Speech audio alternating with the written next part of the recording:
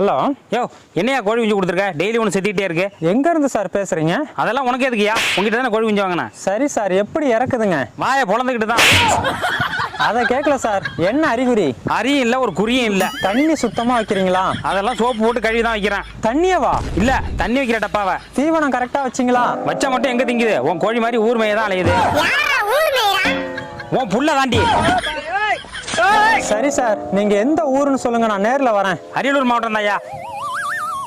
ஒரு மாசமா நான் அரியலூர் மாவட்டத்துல யாருக்குமே கோழி குஞ்சு கொடுக்கலையே. ஒரு மாசமா? நான் வாங்கி 6 மாசம் ஆச்சியா.